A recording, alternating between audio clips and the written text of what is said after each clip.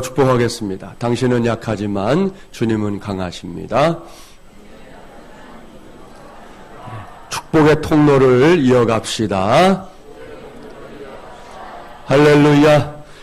오늘은 사순절 특세의 세 번째 시간입니다. 오늘은 베델로 다시금 올라간 야곱이라는 제목으로 하나님의 말씀을 전하도록 하겠습니다. 말씀의 제목이 언급한 대로 우리가 제8차 특세를 통해 세 번째로 만나게 될 인물은 야곱입니다. 먼저 오늘 주신 말씀 앞에 있었던 일 간단하게 요약합니다. 야곱이 형 에서를 속이고 밧단 아람으로 도망갔다가 고향으로 돌아오게 되었던 세월이 무려 20년입니다. 그렇게 긴 세월이 흘렀지만 야곱과 에서 사이에는 커다란 응어리들이 남아 있었지요. 하지만 하나님 앞에서는 그런 응어리들이 문제가 되지 않았습니다. 하나님의 은혜를 힘입어 다 풀어졌지요. 에서는 야곱을 용서했고 야곱도 그러한 형님의 마음을 고맙게 받아들였습니다. 그렇게 모든 일이 마무리되자 야곱은 가족들을 이끌고 세겜이라는 이름으로 불리는 성이 있는 곳에 이제 거처를 정하고 그곳에서 제단을 쌓고 얼마간의 시간을 보내게 됩니다. 그런데 바로 그 세겜성에서 야곱의 가정이 큰 어려움을 겪게 됩니다. 오늘의 본문 바로 앞장인 34장이 그 어려움에 관한 기록인데요. 야곱에게는 이제 아들들만 있었던 것은 아니지요. 첫 번째 부인인 레아가 낳은 자녀 가운데 디나라는 딸아이가 있었습니다. 그런데 그 디나가 세겜성의 추장인 하몰의 아들 세겜에 의해 욕을 보는 엄청난 일이 벌어지고 말았습니다. 세겜의 아버지였던 하몰은 이 엄청난 일을 세겜과 디나의 혼인으로 대충 이제 마무리를 지으려고 했어요. 야곱 역시 이왕에 벌어진 일이기 때문에 그렇게 매듭을 지으려 했습니다. 그런데 이제 야곱의 아들들은 생각이 달랐습니다. 야곱의 아들들은 누이인 디나의 일을 듣고 세겜 사람들에 대해 크게 분노하고요. 그래서 겉으로는 혼인을 하겠다라고 이야기를 해놓고는 그 마을 사람들 모두가 할례를 받게 합니다. 그리고 할례 때문에 고통스러운 그 시간에 시므온과 레위가 칼을 빼어들고 세겜성의 사람들을 다 몰살시키는 그런 큰 사건이 벌어지게 됩니다. 야곱은 이 일에 대해 시므온과 레위를 크게 책망했지만 두 아들은 추장인 세겜이 먼저 부당한 일을 행한 것이 아니냐 항변하게 됩니다. 아무튼 이렇게 큰 소용돌이가 한바탕 지나간 것입니다. 그 다음에 이제 오늘의 본문인 35장이 시작되고 있는 것입니다. 사랑하는 새벽용사 여러분, 여기서 우리는 먼저 인생이라고 하는 것이 그야말로 어디로 튈지 모르는 것이구나 하는 생각을 저절로 하게 됩니다. 그렇습니다. 우리 인생을 결코 한 가지 색깔로만 말할 수 없다는 것이죠. 그래서 저는 개인적으로 전도서 7장 14절 말씀을 자주 되뇌게 됩니다. 형통한 날에는 기뻐하고 공고한 날에는 되돌아보아라. 이 두 가지를 하나님이 병행하게 하사 사람이 그의 장래 일을 등이 헤아려 알지 못하게 하셨느니라 그랬습니다. 이 말씀에는 하나님께서 우리 인생들에게 허락하시는 서로 상반된 두 가지의 일이 언급되어 있지요. 형통함과 공고한 말입니다. 서로 대조적인 그런 삶의 모습이지요. 형통하다면 그는 곤고한 사람이 아닙니다. 공고하다면 그는 형통한 사람이 아닙니다. 분명히 이 두 가지 일은 서로 상반된 일들입니다. 하나님께서는 전도서 기자를 통해 이 두 가지의 일들이 우리가 살아가는 날 동안에 우리 인생 가운데서 교차하면서 일어나게 될 것을 말씀하고 있는 것입니다. 또한 그 각각의 일들을 만날 때마다 우리가 어떻게 해야 하는지도 가르쳐 주셨어요. 자, 형통한 날에는 어떻게 하라고요? 기뻐하라. 그냥 기뻐하면 됩니다. 감사하고 그것을 누리면 되는 것이죠. 그러나 공고한 날은 어떻습니까? 그날에는 좀 되돌아봐라. 왜 나의 인생에 이와 같은 곤고함이 찾아왔는지를 생각해 보라는 것이죠. 그러니까 그럴 때에는 내가 겪고 있는 곤고함의 의미와 가치를 발견해야 한다는 것입니다. 그뿐입니까? 내가 겪고 있는 곤고함의 상황들을 끌어안고 그래서 우리는 하나님께 기도할 수 있어야 한다는 것이죠. 전도서 기자는 이렇게 우리의 인생을 두 가지의 일이 교차하는 시간과 공간이라고 설명합니다. 옳습니다. 우리의 인생길에는 늘 형통함만 있는 것도 아니고요. 늘 공고함만 있는 것도 아닙니다.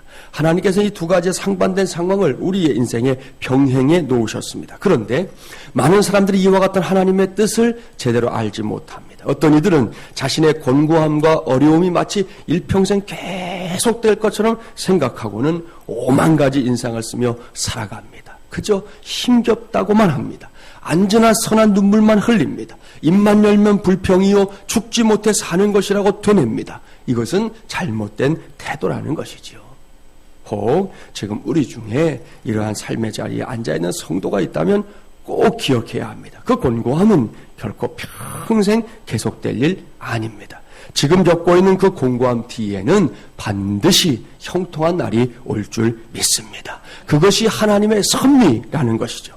따라서 곤고한 날에는 낙심만 하고 있으면 안 된다는 것이죠. 그 곤고함을 형통함으로 바꾸시는 하나님을 기대하고 오늘 이 시간처럼 기도하면서 그 상황들을 헤쳐나가는 하늘의 지혜를 발휘해야 하는 것입니다. 이것이 곤고한 날에 저와 여러분이 취해야 할 태도입니다. 그렇다면 형통한 날은 또 어떨까요?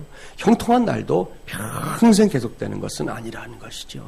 형통하다 보면 공고함을 경험하는 날이 오기도 합니다. 그런데 여기서 제가 개인적으로 매우 불만스럽게 여기는 것이 있습니다. 그것은 대부분의 사람들이 이 곤고한 날의 고민과 좌절은 시간적으로 볼 때 매우 길게 생각하는 데 반해서 형통한 날로 인한 기쁨은 상대적으로 너무 짧게 생각한다는 것입니다.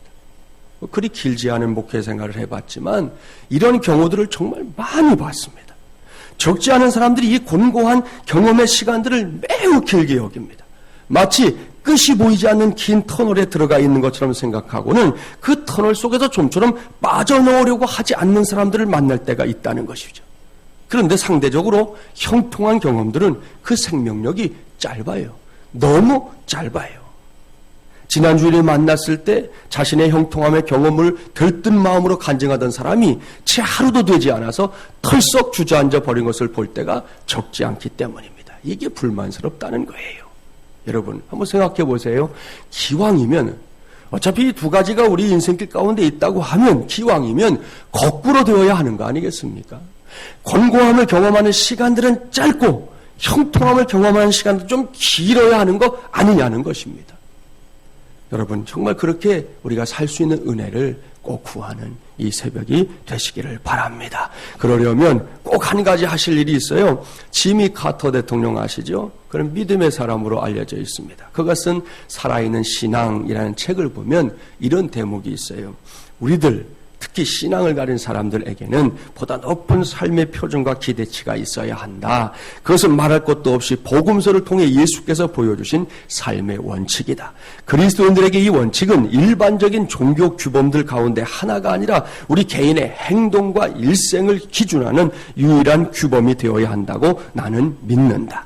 그런 기준들을 따르기 위해서 우리는 자진해서 때로는 억지로라도 최선을 다해야 한다고 믿는다. 탁월한 삶, 그것은 율법을 순종하는 그 이상이어야 한다고 나는 믿는다. 성경에서 말하는 최고의 가치관, 그 가치관의 실현을 위해서 드려지는 최선의 삶, 우리는 그 이하일 수 없다고 나는 믿는다. 그랬습니다. 귀한 고백인데요. 카터가 이렇게 삶의 좌우명을 갖게 된 사연이 있더라고요. 그가 해군사관학교를 졸업하고 인관을 받기 전에 당시에 유명한 해군 제독이었던 이 릭오버 제독과 면담을 갖게 됩니다. 이 해군 제독은 젊은 해군 장교인 카터에게 전술과 전략에서의 군인의 자세, 태도에 이르기까지 날카로운 질문을 던졌습니다. 카터가 땀을 뻘뻘 흘리면서 대답하기 위해 애를 썼습니다. 그런데 갑자기 제독이 화제를 돌려서 해군사관학교 시절에 어떻게 살았고 어떻게 공부했는지를 묻더랍니다. 또한 웃으면서 성적은 어땠느냐 물었습니다. 카터는 성적에는 자신이 있어서 점수와 등수를 대답했더니 대뜸 그 제독이 이렇게 묻더래요. 그 성적이 자네가 최선을 다한 결과인가? 카터는 식은땀을 흘리며 이렇게 대답했습니다. 글쎄요, 최선을 다했다고야 말씀드릴 수는 없겠지요. 이때 제독이 무섭게 쏘아보면서 이런 질문을 던졌습니다. 자네는 왜 최선을 다하지 않았다는 말인가?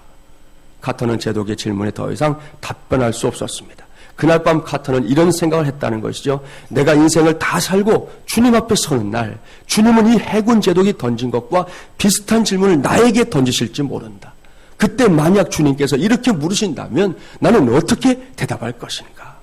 라는 생각을 하면서 그의 인생 좌우명을 결정했다는 거예요. 왜 최선을 다하지 않았는가? 사랑하는 여러분, 이것이 바로 형통함과 곤고함이 교차하는 인생 속에서 우리가 할 수 있는 한 형통함은 길게 그리고 곤고함은 짧게 경험할 수 있는 길입니다. 주어진 인생 속에서 언제나 최선을 다하는 것 말입니다. 그렇습니다. 형통할 때에도 권고할 때에도 우리가 해야 할 것은 최선을 다하는 것입니다.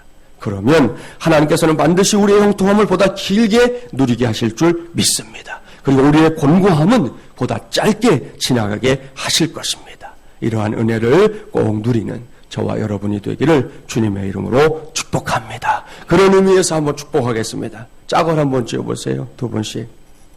짝을 짓고, 자, 왼쪽, 오른쪽 한번 정하시면 좋겠어요. 왼쪽, 오른쪽 정하셔서. 자, 먼저 왼쪽에 계신 분이, 형통함은, 그러면, 형통함은 어떻게 해요? 길게. 아시죠? 그 다음에, 공고함은 짧게. 이렇게 하셔야 돼. 여러분 마음에 새기시라고 하는 게, 오른쪽 계신 분이 먼저 하겠습니다. 형통함은 왼쪽이 길게. 또 다시 오른쪽 계신 분이, 공고함은 왼쪽 분 짧게. 시작. 오른쪽 계신 분이 잘 못하네. 오른쪽 계신 분이.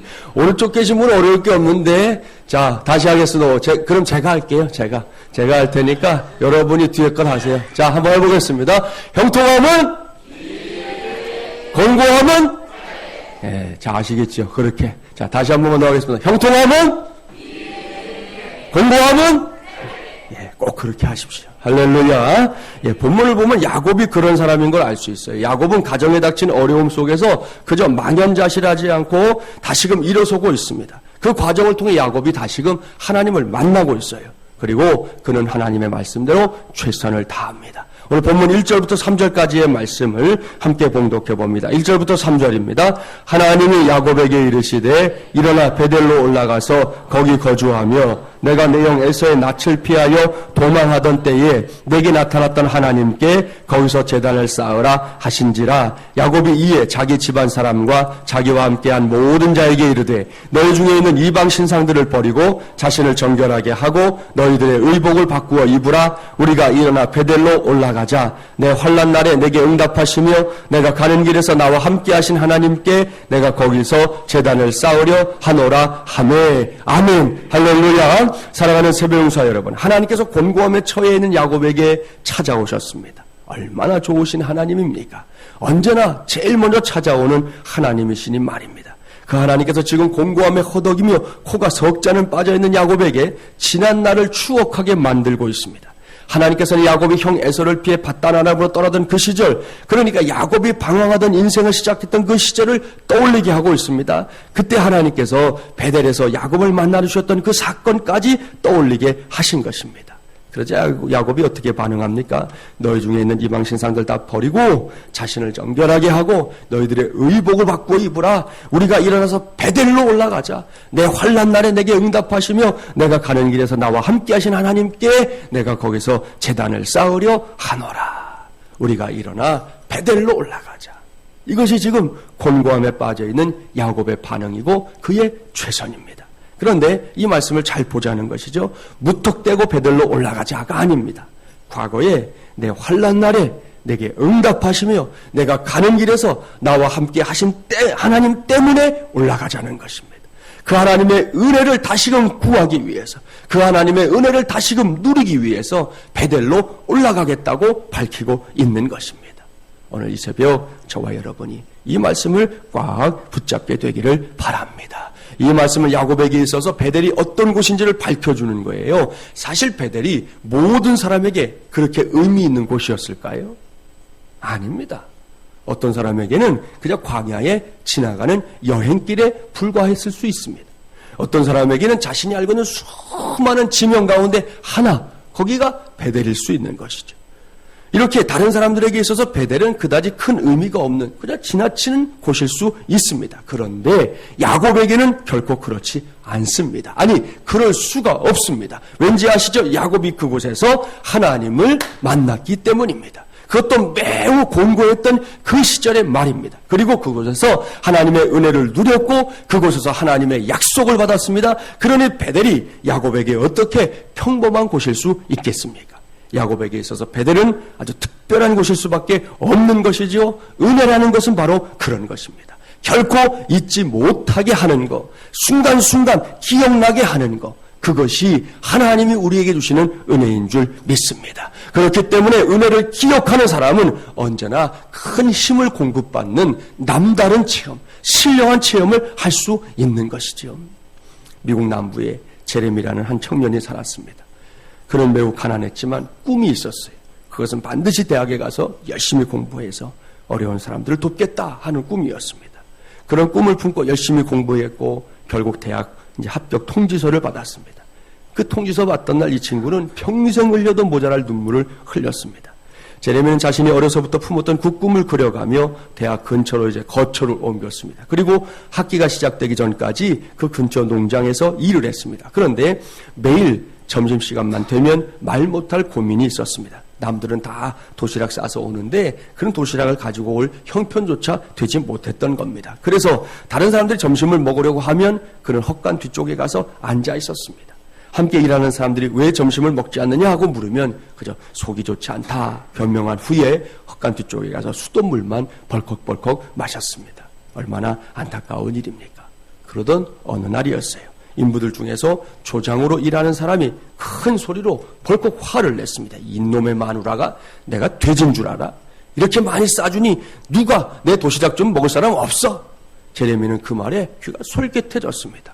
없어서 얻어먹는 것도 아니고 남는 거 먹어주는 거니까 부끄럽게 생각할 것도 없다 생각하고 그 조장 아저씨의 남은 음식을 먹어주었습니다. 도리어 자기가 조장 아저씨를 돕는다고 생각하면서 말입니다. 다음날도 이 조장 아저씨가 버럭 소리를 지릅니다. 이놈의 마누라가 도대체 정신이 있는 거야 없는 거야? 왜 이렇게 먹을 걸 많이 싸주는 거야? 누구 내 도시락 좀 먹어줄 수 없어?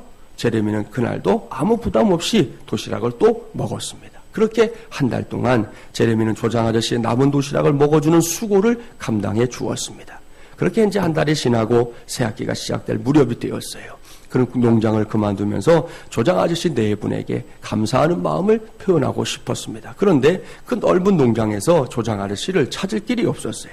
할 수 없이 이제 격리 아가씨를 찾아가서 조장 아저씨 네 분에게 꼭 자기의 인사를 전해달라 부탁을 했어요. 그러자 격리 아가씨가 중얼거리며 이렇게 말했습니다. 이상하다. 그 조장 아저씨는 부인이 안 계신데 그분은 벌써 몇 해 전에 돌아가셨어요. 여러분 무슨 이야기인지 짐작이 가시죠? 조장 아저씨가 매일 점심을 굶고 일하는 이 젊은이 제레미가 너무나 안쓰러웠던 거지요. 그렇다고 해서 무턱대고 도와주자니 자존심이 다칠까봐 이미 고인이 되어버린 부인을 핑계삼아 제레미의 허기짐을 도와주었던 겁니다. 여기서 생각해 보십시오. 제레미에게 그 조장 아저씨와 자신이 한 달 동안 일했던 그 농장이 어떻게 기억되었을까요? 며칠 지나면 잊어버릴 그런 사람이었을까요? 하룻밤만 지나고 나면 두 번 다시 기억하고 싶지 않은 그런 곳이었을까요? 아닙니다. 제레미에게 그 조장 아저씨는 평생 잊지 못할 사람이 되어버렸습니다. 그가 일했던 농장 역시 마찬가지입니다. 이렇게 평생 잊지 못할 은혜를 받은 제레미는 훗날 아주 훌륭한 사람이 되어서 자기가 어렸던 시절에 꿈꿨던 그 꿈대로 어려운 사람들을 위해 자기가 가진 것들을 나눠줄 수 있는 훌륭한 인물이 되었습니다. 결국 꿈을 이루게 된 것이죠. 사랑하는 여러분, 우리도 마찬가지입니다. 더군다나 우리가 받은 은혜는 사람들로부터 받은 은혜 정도가 아니지 않습니까? 우리가 말하는 은혜는 하나님으로부터 받은 은혜입니다. 처음으로 그 은혜를 받았던 날 기억나시나요? 우리가 구원파는 아니니까 날짜, 몇 년 며칠, 어디 그거는 모른다 하더라도 그 은혜의 순간들을 기억하고 있느냐는 거예요. 딱히 첫 은혜의 순간이 아니더라도 하나님 때문에 너무나 행복했던 시간들 있으셨지요? 여러분에게 분명히 그런 시간, 그런 공간, 그런 순간이 있었을 겁니다. 그렇게 은혜에 쩔어서 살 때는요, 하나님께 예배하는 일이 그야말로 신바람 나는 일이었습니다. 누가 시킨다고 하나요? 아닙니다. 그야말로 이게 오토매틱이에요. 전자동이에요. 시간만 되면 예배당 찾아갑니다. 시간만 되면 하나님을 만날 시간을 꼽고 앉아 있습니다. 이제나 저제나 예배하는 시간, 기도하는 시간, 말씀 보는 시간, 그것을 기다립니다. 야곱처럼 말입니다.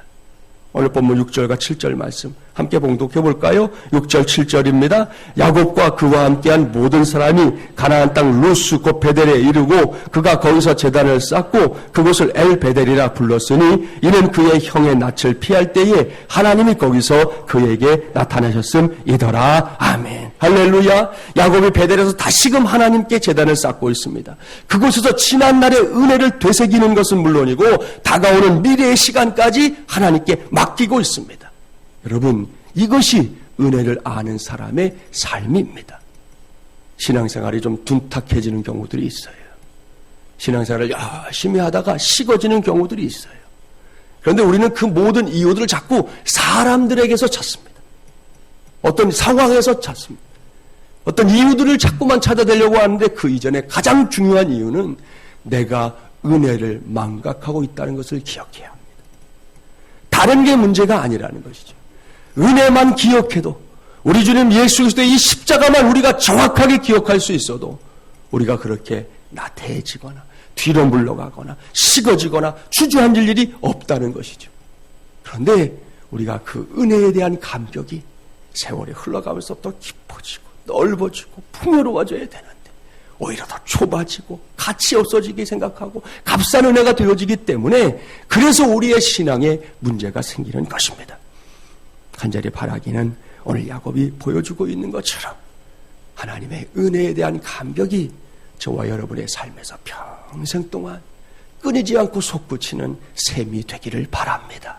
계속해서 포올려도 그래도 부족함이 없는 은혜의 셈, 그것이 우리 하나님의 은혜의 셈인 줄 믿습니다. 이를 기억하시고 야곱처럼 내 환난 날에 내게 응답하시며 내가 가는 길에서 나와 함께 하신 하나님의 능력과 은혜, 오늘 이 새벽 다시금 덧입고 다시금 믿음의 웅지를 펼치는 저와 여러분이 되기를 주님의 이름으로 간절히 축원합니다.